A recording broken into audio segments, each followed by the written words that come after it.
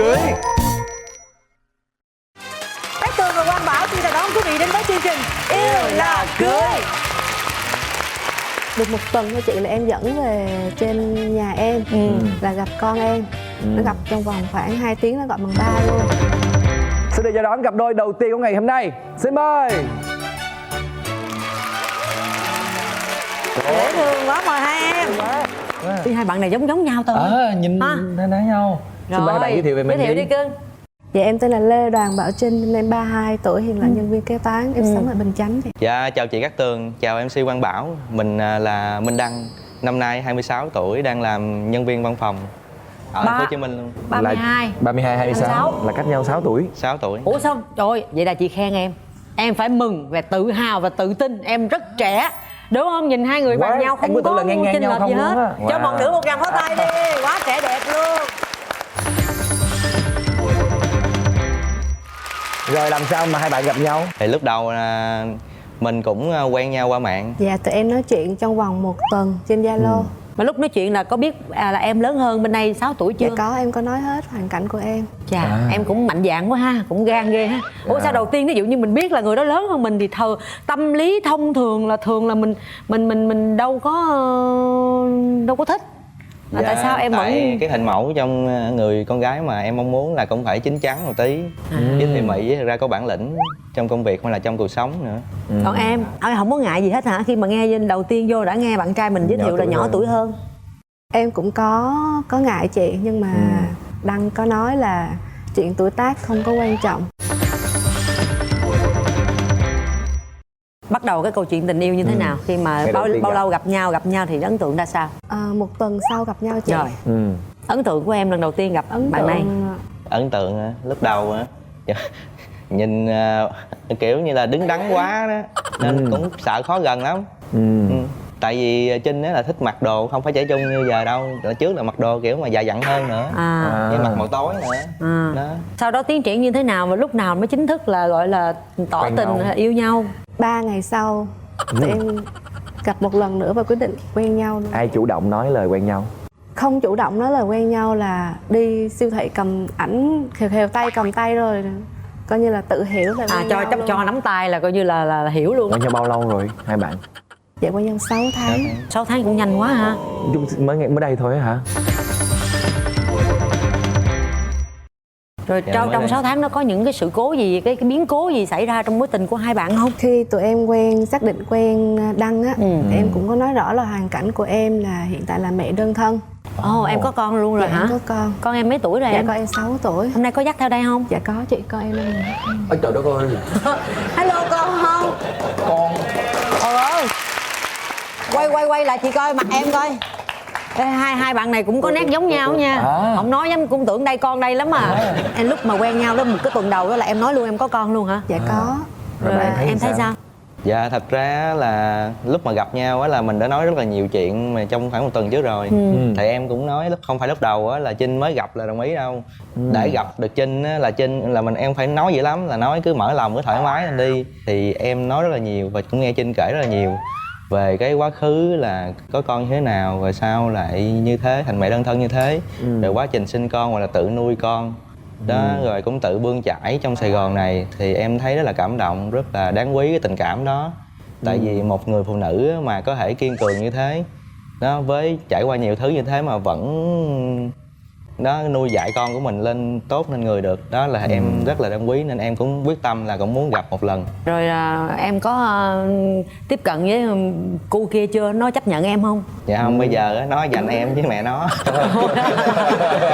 Chị cũng tò mò muốn hỏi chút xíu hoàn cảnh em trước đây là như thế nào? Trước đây là em có kết hôn 1 lần, em chỉ đăng ký kết hôn thôi để hợp thức hóa cho đứa con của em.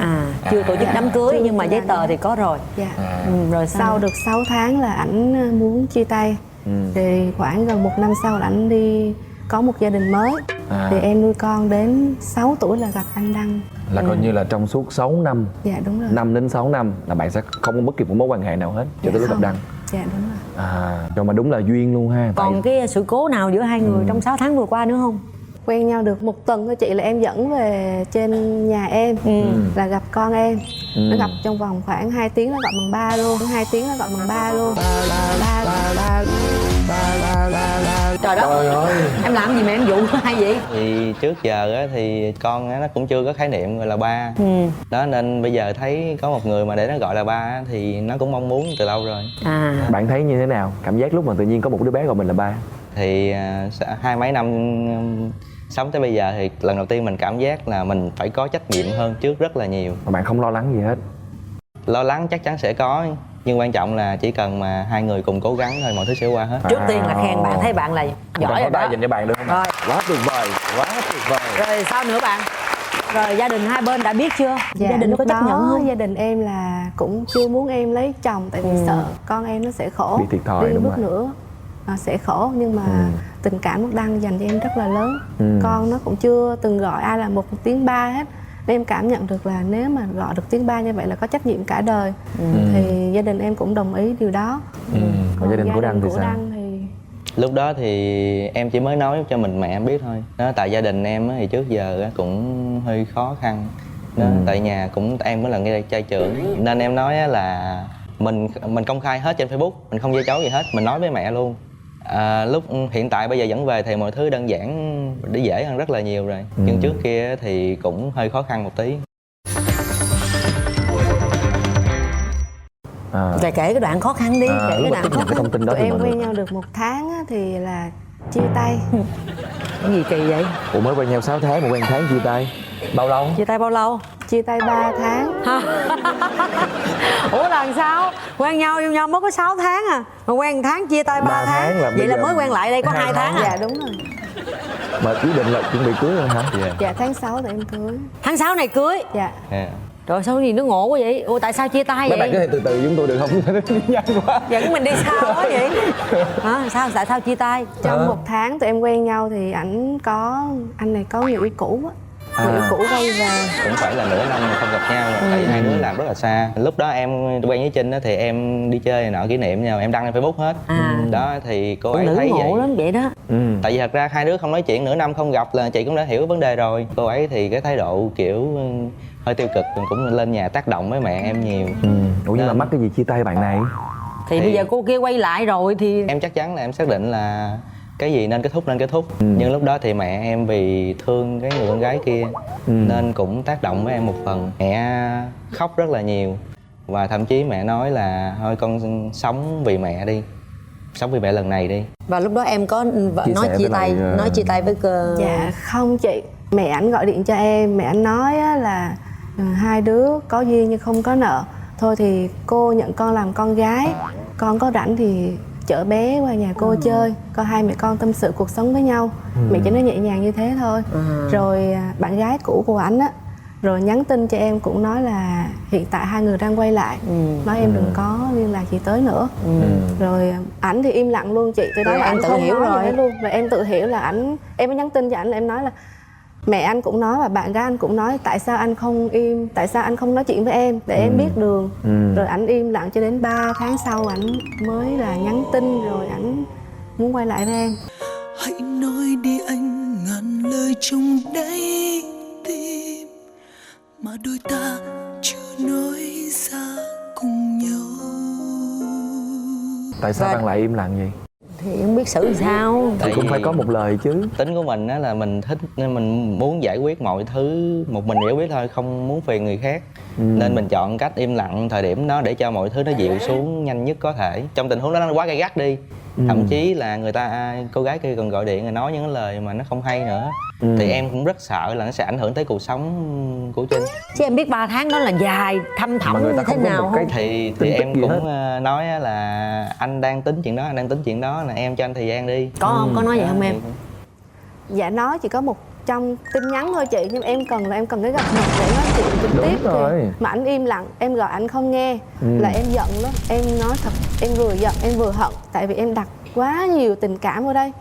6 năm trời em sống trong cái gọi là nó chịu đựng, cái mức chịu đựng của mình nó quá nhiều đi.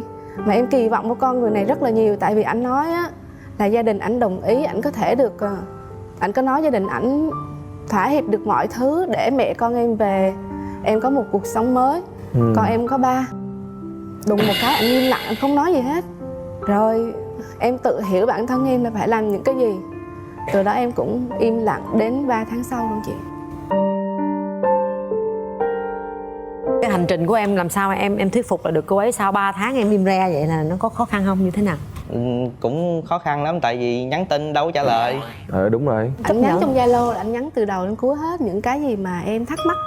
Thì em chỉ coi thôi, em không có trả lời. Mà đến khi nào em mới chấp nhận? Ảnh gửi một cái bài hát á trong Zalo á, em dở ra thì em mới đồng ý là mình sẽ gặp mặt ngày cuối tuần. Bài Vội Vàng. Trách ta một lần không nói rõ, trách em ngờ vực câu nói đó, nên anh mất ngày vui, giờ ta tiếc mãi khôn nguôi. Mới có đồng ý gặp mặt thôi, còn chưa chấp nhận đúng không em? Dạ đúng rồi. Rồi em hẹn mặt đó sao? thứ bảy là cho bé mặt. đi chơi ở sở thú á chị, rồi gặp mặt luôn, chuyện luôn. Em đi ngày hôm trước, hôm sau về là em bệnh, em nằm viện đến cả tuần. Là ảnh đi qua ảnh nuôi em từ thứ hai cho đến thứ hai tuần sau. Là em mới nghĩ là cái người này cũng thật lòng với mình, cũng tình yêu cũng lớn dành cho mình, nên mới có thể mà quan tâm chăm sóc yêu thương mình như thế. Nên em nghĩ là em mở lòng thêm một lần nữa, cho ảnh một cơ hội. mà cũng có duyên cái bệnh cũng đúng lúc ghê, tự nhiên đó giờ 6 năm nay không thấy bệnh, tự nhiên đụng nghe.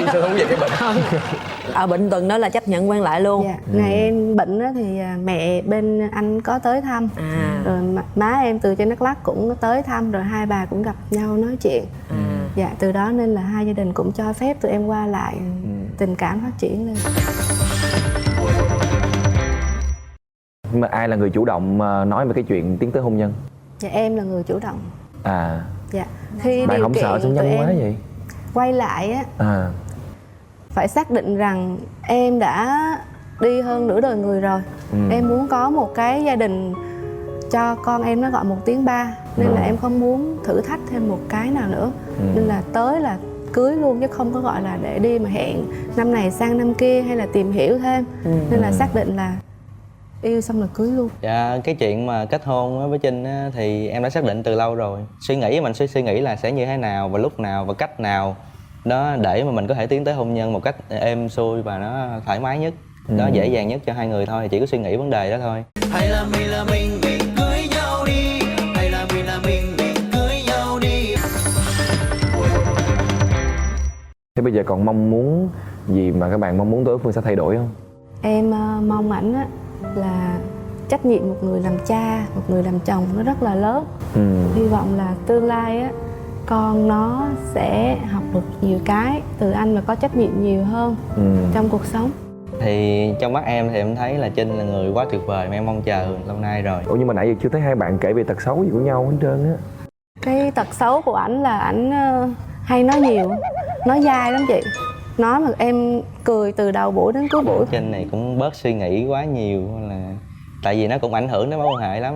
Giống như em, đôi lúc mà em tập trung vào công việc quá, em không nghe điện thoại được, hay là không liên lạc được, ngồi suy nghĩ lung tung, suy nghĩ là đang ở đâu, đi với con tại nào. bị lần rồi đó Đúng chị. rồi, nên là đập vỏ dưa, thấy vỏ dừa ta phải sợ chứ.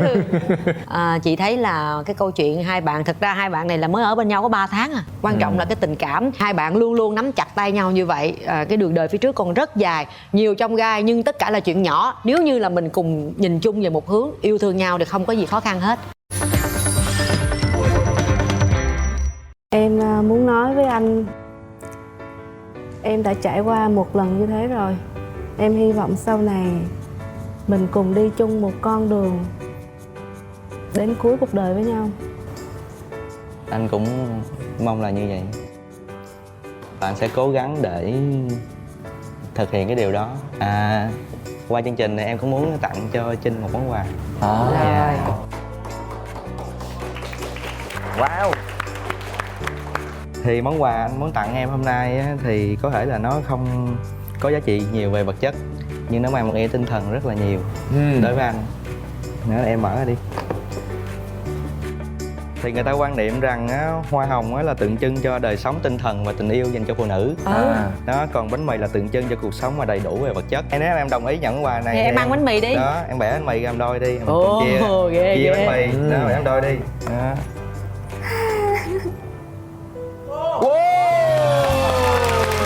Nếu em hỏi anh á, là có điều gì em chưa từng làm với ai hay không, thì đây là lần đầu tiên và chắc cũng là duy nhất cuộc đời anh, là anh quỳ xuống trước mặt người con gái. Anh muốn á, khoảng thời gian sau này á, là mình sẽ ở bên cạnh nhau, cùng làm với nhau, cùng già đi với nhau. Em có đồng ý làm vợ anh không? Chị em đồng ý. sẽ chia buồn vui cùng em. Vui không con? Vì nếu em cần một bờ vai Nhà này giống nhau dễ sợ. Dễ thương quá. Và ngay bây giờ chúng ta sẽ cùng đến với vòng xoay may mắn.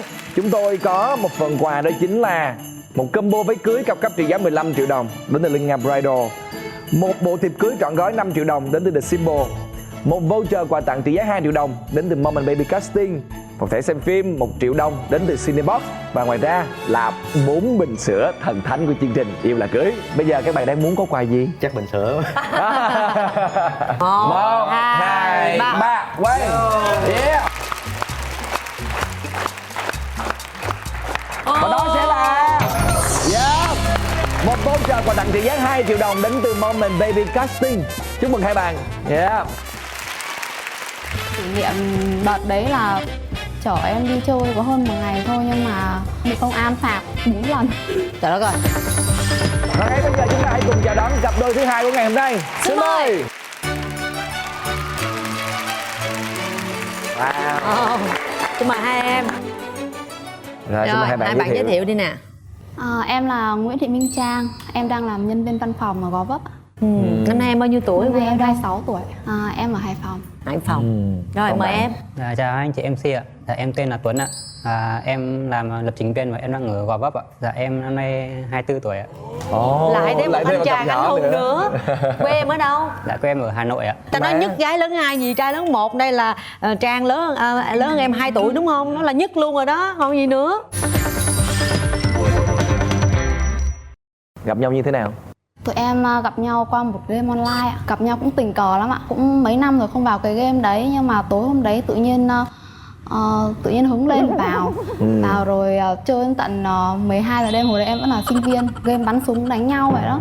Thì lúc đấy thì em mới sắp thua rồi, em mới xin bạn này là tha cho em. Sau đó thì bạn ấy tha thật. Sau đó mình hai đứa thì nói chuyện qua lại với nhau và cảm thấy là hợp nhau. Nên là cứ đến giờ là lên chơi game với nhau thôi. Lúc đấy thì chưa biết mặt nhau. Sau đó thì bạn ấy có chia sẻ nick Facebook với em ấy. Lúc đầu thì em nhìn nick Facebook của bạn ấy thì em nghĩ vậy là anh có 10 mấy tuổi thôi à. Tại vì nhìn trên cái Nhí quá không? Trẻ nhìn quá. cái ảnh trẻ quá, trẻ hơn cả bên ngoài nữa. Thế là bạn ấy nói, đầu tiên bạn nói dối em, bạn bảo là bạn ấy hơn em 1 tuổi, tức là sinh năm 91. Nhưng em không tin. Nhưng mà về sau thì nói qua nói lại thì mới biết là 94. Hai đứa cũng chỉ là bạn chơi game thôi thì cũng không suy nghĩ nhiều. Rồi khi nào hai bạn gặp nhau ngoài đời?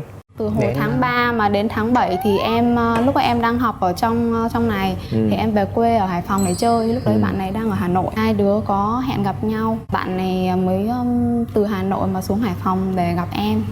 Sau 4 tháng quen biết. Lần đầu tiên ấn tượng khi mà hai bạn gặp nhau là như thế nào? Ấn tượng đầu tiên của em gặp Trang khi đó là em đợi Trang sau 3 tiếng đồng hồ.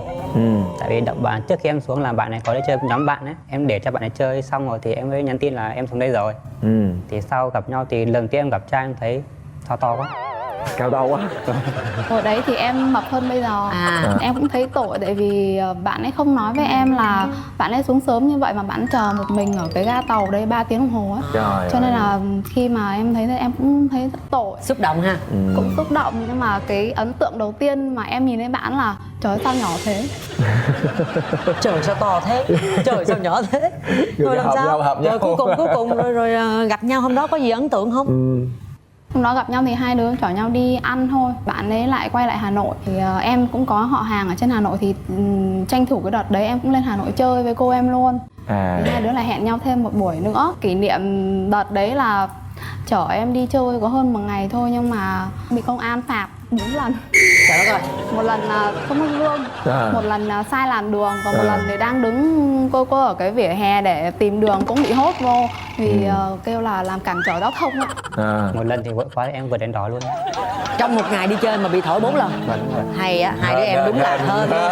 Hợp với nhau không? Không có bị Hết sạch tiền chẳng tiền chơi nữa. hết tiền luôn. Rồi hai bạn chơi Tức gì? là hai em thì em suy nghĩ rất là bình thường, bình đẳng, tức là hai người đi chơi với nhau thì không may mà như thế thì có thể dùng tiền của em cũng được. Nhưng mà bạn ấy nhất quyết là không phải 1 đồng của em mà cứ phải đòi phải trả bằng được. Đến nỗi mà trong ví không còn một xu nào nữa, hai đứa cứ dẫn nhau đi chơi. Chơi rồi không ăn muốn gì trơn luôn hả? Cũng vẫn đủ tiền ăn uống. Tiền khô cháy tối có ai hiểu ta. Tội nghiệp không đi chơi trong sự nghèo khổ. Mà trước cái ngày mà em về quê chơi á thì tự nhiên bạn này rất là sao lãng với em, nhắn tin sáng thì đến tận tối cũng không trả lời. Thế cho nên em nghĩ là chắc cũng chán rồi hay như thế nào đấy, cho nên là em cũng không có đặt nhiều kỳ vọng gì vào cái cuộc hẹn hò đó.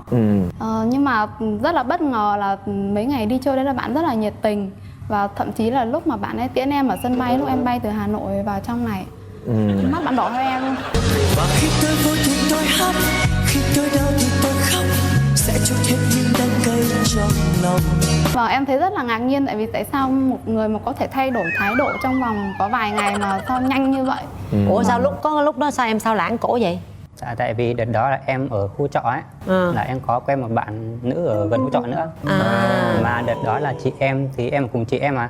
Bạn ấy, chị em thì hay đi làm nên bạn ấy suốt ngày nấu cơm cho em rồi làm việc cho em ấy. Nên thì em bị xao động rồi em bị kiểu như cảm mến bạn đấy á. Rồi cái say nắng có một thời gian ngắn à? Là cũng tầm khoảng 3-4 tháng ạ. Thì hai đứa thỉnh thoảng cũng dẫn đi chơi rồi đi lại quanh. Vậy là 3-4 tháng mà vừa nói chuyện với cô này trong mạng là cũng 3-4 tháng là say nắng cô kia ở ngoài đời. Vâng, đúng rồi. Ban ngày thì nói chuyện với cô này, ban đêm nói chuyện với cô kia. Trước khi gặp cô này là vẫn còn say. Nhưng mà qua lên ra tới ngoài Hà Nội đưa cô này là nắng nó đổi chiều. Đúng rồi. Hiểu rồi. Và sau đó bao lâu rồi các bạn mới chính thức là quen nhau? Sau đó thì bạn ấy tấn công em rất là dồn dập, tức là ngày nào cũng nhắn tin gọi điện khủng bố điện thoại em. Là khi mà em về lại thành phố rồi đúng không? Thành phố rồi, tôi đấy là gửi mỗi bài ngày hát. Nam ngày Bắc cái chị. Mỗi ngày em gọi điện khoảng 2-3 tiếng. Mà em bỏ cả bữa trưa với cả ngủ trưa để em gọi điện cho bạn này. Hèn chi tướng bự dễ sợ. Thì bạn ấy cứ dụ em là về Bắc làm việc đi để hai đứa ở gần nhau. Lúc đấy thì em cũng chưa có dự định chính xác là ở Bắc hay là ở Nam. Cho nên là em cứ chỉ hoãn kéo dài thời gian, em cứ thôi. Sau đó thì em mới gợi ý bạn ấy hay là anh vào trong Nam anh làm thử xem. Là cuối cùng là bạn bay ở trong này. Thế rồi em đang ngồi đây. Lúc gặp nhau ở quê thì là tháng 7 năm 2015. Mà đến tháng 3 năm 16 là bạn em bay ở trong này. Mà từ tháng 7 đến tháng 3 là không gặp mặt nhau lần nào hết. Trời đất ơi, sao cái gì mà nắng gì mà nó nhập lâu quá vậy? Không, nắng ngày nắng cắt cái chị. Em bay ở trong đấy đúng vào ngày là ngày 8 tháng 3. Và bạn ấy có tặng cho em một cái áo. Lúc đầu thì thực sự tình cảm của em cũng chưa lớn lắm, nhưng mà sau đó thì em thấy là quyết tâm của bạn ấy vào trong này với em, mà tất cả cái tiền mà bạn ấy dành dụm suốt 6 tháng trời, lúc đấy là bạn mới là thực tập thôi, lương rất là thấp, mà bạn dành dụm trong vòng 6 tháng trời mà được gần 20 triệu thì để bay vào trong này để lập nghiệp. Thì lúc ấy em mới có một suy nghĩ chín chắn là đặt một quan hệ với bạn ấy. Rồi khi mà em sinh gia đình nó có khó khăn gì không? Dạ, mới đầu sinh gia đình thì chẳng sao bố em đồng ý cho vào luôn. Tại bố em nghĩ em muốn trải nghiệm ấy. Rồi cái ngày mà lúc mà gặp nhau là có tỏ tình với nhau không? Lần đầu tiên ở sân bay thì em có tặng bạn cái áo mà đúng hôm ngày 8 tháng 3 luôn.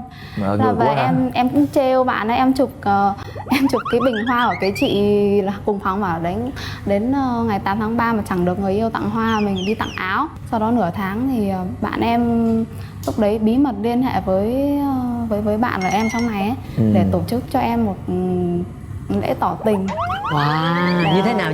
Em liên hệ với cả bạn thân của bạn này thì nhờ cả những người bạn khác nữa, tại vì trong đây em có mỗi mình thôi. Trước đó em có đến một quán karaoke, em bảo người ta sắp xếp cho em riêng một phòng và trang trí đầy đủ rồi nến rồi hoa trái tim hết ở đó. Xong rồi sau bữa ăn đấy thì em bảo thôi thì chắc cũng còn sớm, mình đi hát tí cho giải trí. Em dẫn bạn này xong bắt đầu em mới tỏ tình bạn này. Tỏ tình sao? Tỏ Cái khung tình cảnh đó ra sao, nó trang trí như thế nào bạn có nhớ không? Con nến cũng làm một đường nến rồi. Wow. Trái tim giải hoa hồng giống phim Trời Hàn ơi. Quốc á anh.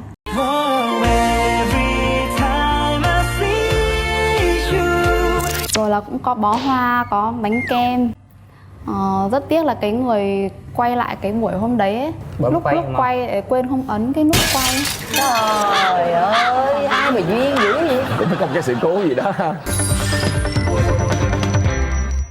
Hồi đấy thì bố mẹ em vẫn còn ở trong Nam, thì bạn này lúc nào cũng đến chơi, rồi thậm chí mẹ em còn quý bạn trai em hơn ở em nữa. Mẹ em không nói gì cả, nhưng mà bố em thì không ưng ý lắm. Tại vì bố em cũng cao 1m75 á. Nhưng mà sau đó thì sau nhiều lần tiếp xúc á, thì thấy con người bạn rất là ngoan ngoãn, dễ gần, dễ phép, rồi cũng rất là chăm lo chu đáo, cho nên là bố mẹ em cũng đồng ý. Còn gia đình của bạn? Gia đình em thì bố em cũng đầu tiên là không đồng ý, tại vì nghĩ gia đình của bạn ấy trong này ấy, mà tất cả họ hàng nhà em trong kia. Nhưng sau em có thuyết phục dần dần rồi cũng gia đình này cũng quyết định người về kia, thì sau đó thì bố em cũng đồng ý. Thế bây giờ từ đây đến cái ngày mà mình dự định kết hôn á, thì hai bạn còn thấy mình có những cái khó khăn gì phải trải qua nữa không? Mong muốn của em là muốn ở trong này một thời gian nữa. Tại vì hai đứa vẫn còn trẻ, thì trong này trải nghiệm rồi tự lập. Còn bạn em thì lại muốn là về Bắc ngay. Thì hai đứa vẫn còn đang bàn bạc cái chuyện đó. về chuyện đó. Rồi, còn tính xấu gì của nhau mà hai bạn muốn chia sẻ không? Bạn em thì được cái là chu đáo, quan tâm lắm. Không có gì để chê cả, chỉ có điều là hay quên thôi. Có một lần thì hai đứa đi chợ Hạnh Thông Tây chơi, sau đó thì bạn em làm mất vé xe mà lúc ấy 10:30 đêm rồi cũng không mang theo cà vạt xe nữa. Thế là người ta giữ xe ấy luôn. Thế là phải đi xe ôm về tận nhà bạn em để lấy cà vạt lên. Thế là 12 giờ đêm, 1 giờ đêm về đến nhà. Còn một lần nữa thì đi đón bố mẹ em ở sân bay, thì bạn ấy cũng quên chìa khóa với lại thẻ xe ở nhà toilet luôn. Thế là cũng mất. Thế là lúc ấy cũng 9-10 giờ đêm rồi, thế là lại đi xe ôm về đấy. Thì mong là tình cảm của bạn ổn định hơn. Như là quên thẻ xe, em có bao giờ mà quên một cái câu chuyện gì đó liên quan tới bạn không? Như là quên ngày kỷ niệm hay là quên sinh nhật, hay là có bao giờ bị cái đó Riêng không? những cái đấy thì nhớ lắm anh. Dạ, thì cũng được. Con người mà sao mà toàn Qua vậy các không đầy đủ được? chị. À. Nhớ qua các vấn đầy đủ lắm. Rồi còn đối với bạn có mong muốn người yêu Muốn Trang thay đổi điều gì không? Trang thì nhiều lúc nóng tính và nhiều lúc suy nghĩ mọi chuyện nó kiểu như một chiều đi xuống á, không được gọi là thoáng như em, nên em chỉ muốn Trang thay đổi, đó là nhiều lúc mình gọi là thoải mái đi một xíu. Thôi thì đã tính cái ngày cưới rồi thì không còn bao lâu nữa thì cũng đến ngày đó. Hai bạn hãy cố gắng để vun đắp thêm cho tình yêu của mình. Chúc hai em sẽ hạnh phúc nha. Cảm ơn anh chị. Hai bạn có điều gì muốn nói không?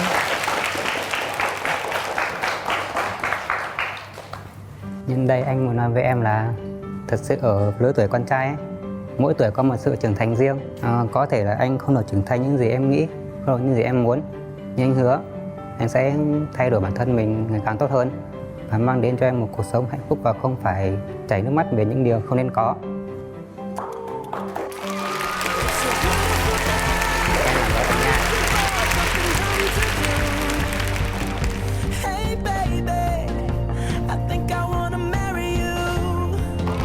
Trước giờ là có cầu hôn em lần nào chưa? Đây là lần đầu tiên á hả? Em rất là cảm ơn anh, tại vì từ trước nay chưa có ai mà đối xử tốt với em như anh. Thì em mong là anh sẽ giữ được tình cảm này lâu dài và mình sẽ cùng nhau vượt qua những khó khăn thử thách. Rồi, chúc hai em hạnh phúc. Chúc bạn hạnh phúc. Bây giờ chúng ta sẽ cùng nhau đến với vòng xoay may mắn và các bạn sẽ có cơ hội nhận về cho mình là một combo váy cưới cao cấp trị giá 15 triệu đồng đến từ Linh Nga Bridal, một bộ thiệp cưới trọn gói trị giá 5 triệu đồng đến từ The Symbol, một voucher quà tặng trị giá 2 triệu đồng đến từ Mom and Baby Casting và một thẻ xem phim trị giá 1 triệu đồng đến từ Cinebox, và ngoài ra là 4 bình sữa thần thánh của chương trình. Xin mời các bạn. Rồi. Và phần quà của các bạn đó chính là một combo váy cưới trị giá 15 triệu đồng đến từ Linh Nga Bridal. Chúc mừng hai bạn, rất tuyệt vời. Vậy phải ráng cưới lẹ lẹ nha. Dạ thưa quý vị, và bây giờ thì thời lượng phát sóng của chương trình đã hết rồi. Quý vị nhớ đón xem chương trình vào lúc 15 giờ thứ bảy hàng tuần trên kênh HTV7 quý vị nha. Và quý vị cũng có thể xem lại chương trình của chúng tôi thông qua kênh YouTube là MCV Media cũng như là cổng thông tin Love TV quý vị nhé. Hãy nhớ ấn nút subscribe để ủng hộ cho chương trình và hãy like fanpage Yêu Là Cưới trên Facebook nữa. Bây giờ thì Quang Bảo và Cát Tường xin chào và hẹn gặp lại quý vị.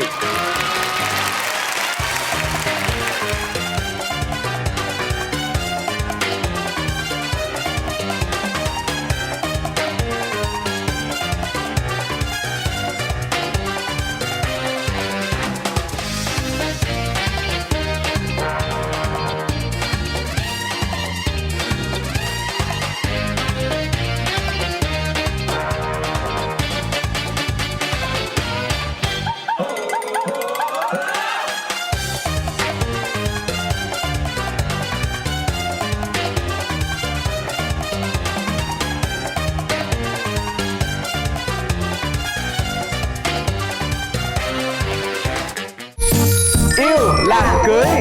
Trời, chia tay lâu chưa mà còn xưng chồng vợ? 1 năm mấy, 2 năm. Còn tình ý gì với nhau không mà còn nhắn tin qua lại? Còn nghĩa thôi chị.